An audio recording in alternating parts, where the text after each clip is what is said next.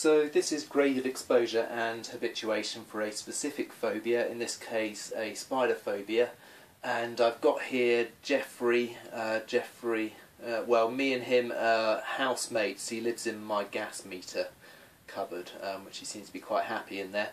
But I've got him out today just to demonstrate working on graded exposure. So first of all, there's 4 main conditions to making exposing yourself to fears effective, and so the first one is to make it graded. So don't throw yourself in the deep end, do it in gradual steps, and that's what we're going to demonstrate here today.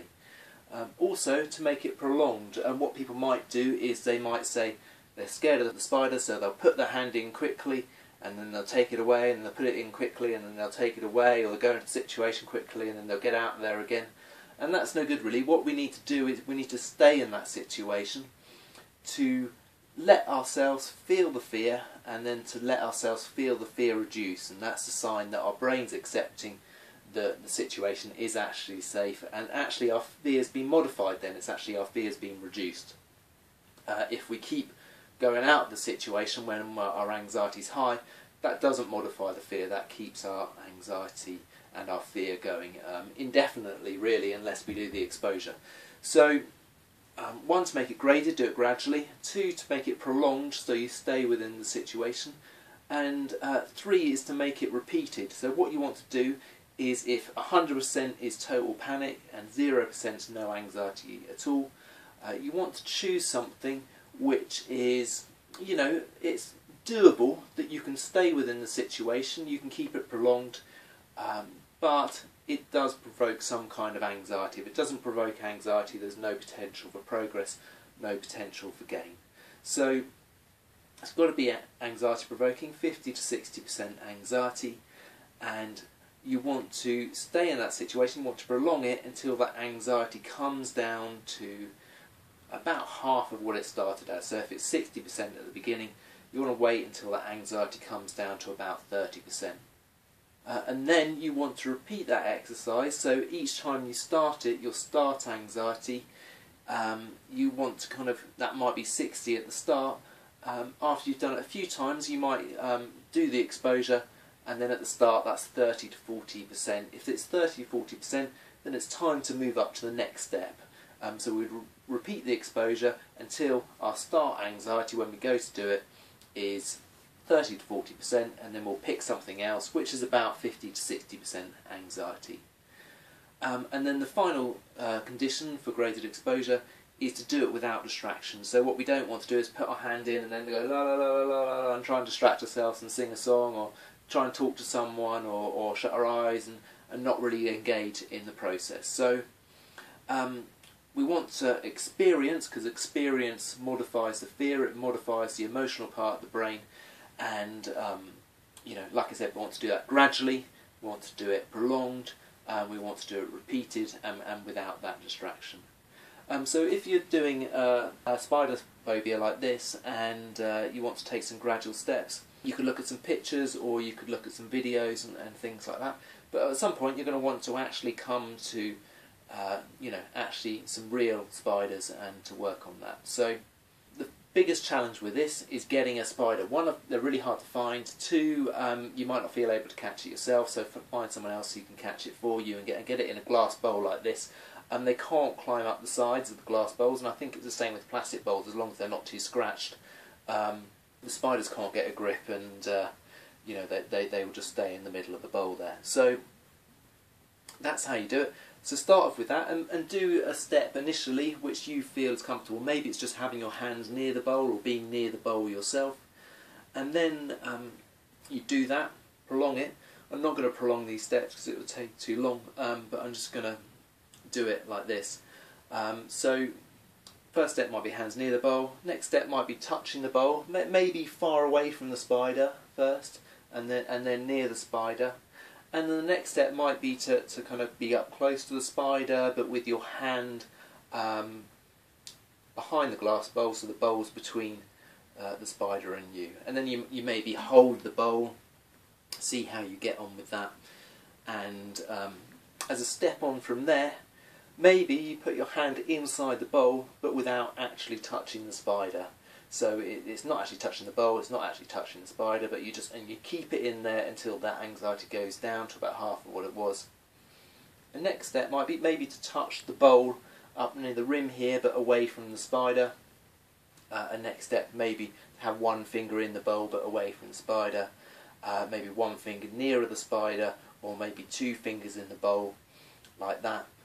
My experience is, what the fear might be, the spider's going to run on you. My experience is the spider doesn't want to come anywhere near you, and particularly my big hairy arms, it's probably absolutely terrified of them.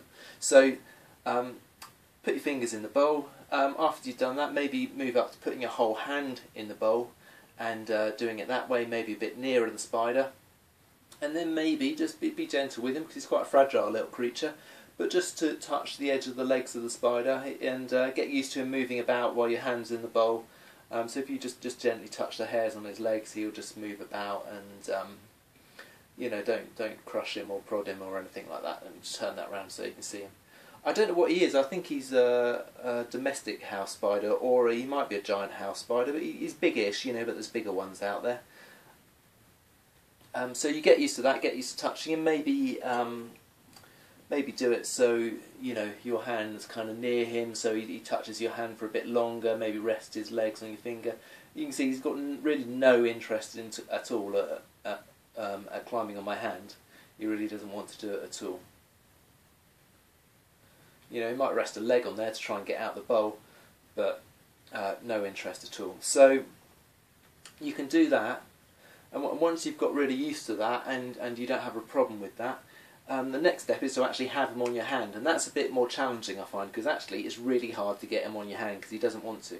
And what you can do, the fear might be that if once he's on your hand, or maybe even when your hand's in the bowl, that he's going to run up your arm, and you're going to lose control of the situation. So what you can do is get a bit of carrier bag, a bit slippery carrier bag, get a new one, and or you know, reasonably new one's fine.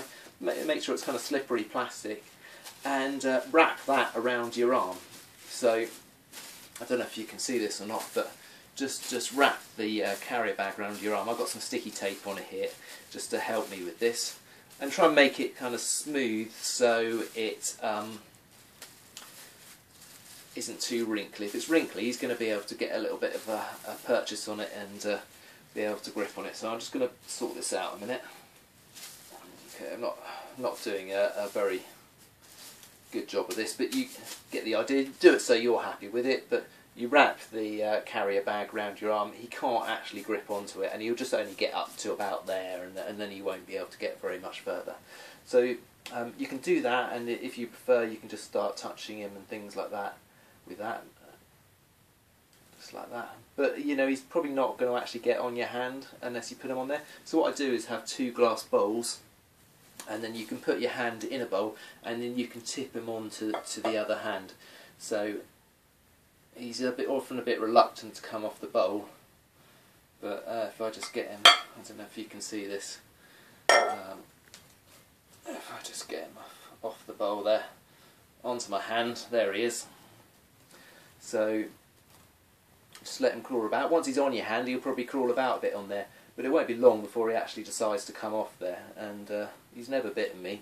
So let's just get out the carrier bag. So I just lift my arm up there. He can't get a grip on it while it's vertical like that. And well, he usually runs off, but he's just wanting to sit still. Here he goes. But you know, just keep your hand there until you're used to it. He'll sit there, he'll crawl about, he'll tickle a little bit, his little legs crawling on you. Quite often he doesn't want to stay on your warm hand, and he'll get off like that, like he is now. To continue the exercise, you know, that's why I have 2 glass bowls. You can then kind of reposition him onto your hand again, like that. So you know he's back on my hand and arm there.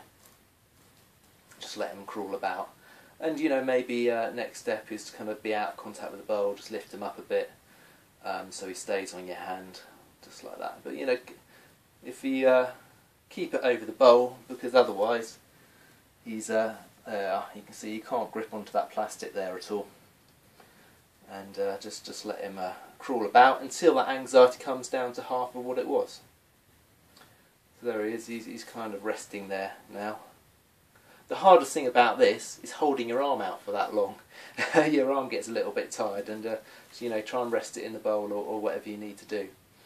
And then the difficulty is, if he is on your arm, he sometimes doesn't want to come off, so just because he's got used to it and that's what he's familiar with, he doesn't like to go on to anything a bit different. You know, you can increase, as a next step, you can maybe remove the plastic temporarily, or remove it for a little bit longer, you know, but you can keep it there and you know, put it back. Or if you have got the plastic off and he does run up your arm, just put your other hand in the way. He'll either go back the way he came, or he'll crawl onto your other hand, in which case you can swap over your hands, and then keep doing that so he stays at the bottom of your arms. And then as you move up, you can maybe let him crawl up your arms a little bit further, and make it a little bit more challenging that way. But as far as you want to go, really, you know, you might find that's enough to overcome your fear, and do that. You know, you might find you work up to that stage in one day, but then the next day you feel a little bit scared, or the next week you feel a bit scared, so just work up to it again and do it step by step. But I find these ones, you know, they're big and hairy, and here he goes, there we are, so just swap hands.